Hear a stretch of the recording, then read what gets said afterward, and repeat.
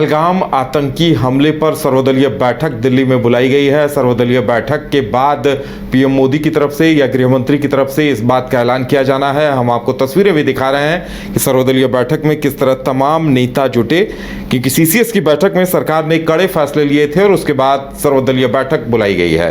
तो सर्वदलीय बैठक में क्या कुछ हुआ ये जानने के लिए सीधे हम जुड़ेंगे अपने सहयोगी दीपक से, दिल्ली संवाददाता दीपक से।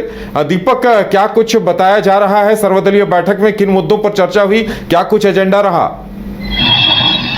देखिए, बिल्कुल तकरीबन 6:30 बजे पहलगाम आतंकी हमले को लेकर सर्वदलीय की बैठक जो है संसद के अंदर जो है वो शुरू हो गई है। इसकी अध्यक्षता जो है केंद्रीय रक्षा मंत्री राजनाथ सिंह कर रहे हैं। केंद्रीय गृह मंत्री समेत तमाम जो सर्वदलीय के जो दल है जो है बैठक के अंदर पहुंचे हैं। राहुल गांधी भी इस बैठक के अंदर हिस्सा लिया है।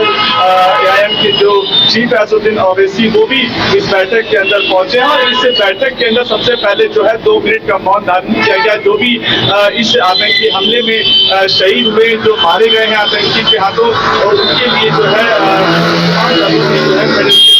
मौन धारण किया, श्रद्धांजलि अर्पित की। उसके बाद जो है इस बैठक को आगे बढ़ाया गया।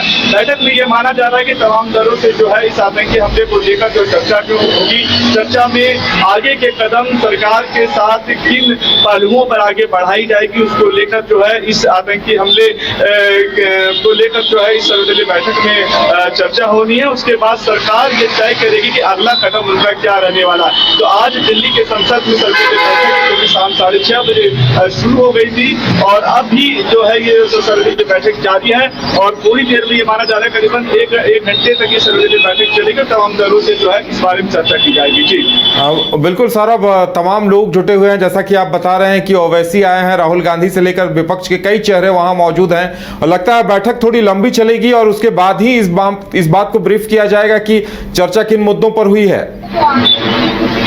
बिल्कुल, देखिए जैसे कल भी जब सीसीएस की बैठक हुई थी तो उसके बाद विदेश मंत्रालय द्वारा एक कॉन्फ्रेंस की गई जिसमें तमाम पहलुओं को दर्शाया गया, जिन फैसलों को लेकर चर्चा हुई और जो फैसले लिए गए। और ऐसे में सर्वदलीय बैठक जब शुरू हुई तो उसके अंदर तमाम जो पहलुओं पर चर्चा की गई है, जिसमें तमाम राजनीतिक दल अपनी अपनी बातें अपनी प्रतिक्रिया रखेंगे। उसके बाद जो है कौन से ऐसे फैसले होंगे उसके बाद ये मीडिया के सामने ब्रीफिंग में लाई जाएगी और इसके बाद पता चलेगा आखिरकार सरकार का अगला कदम क्या है और दल इस तमाम फैसलों पर अपनी प्रतिक्रिया और अपनी जो हिस्सेदारी है वो कैसे तय करेंगे, कैसे सरकार के साथ में मिलकर जो आगे बढ़कर आतंकवाद के मुंह एक बड़ा तमाचा लगाने की कोशिश जो है वो करेंगे। क्योंकि देखिए पूरे देश में इस आतंकी हमले के बाद एक बड़ा आक्रोश है, शोक का माहौल है। ऐसे में तमाम जगहों पर जो है मार्च निकाले जा रहे हैं, विरोधाभास जो है लगातार पाकिस्तान और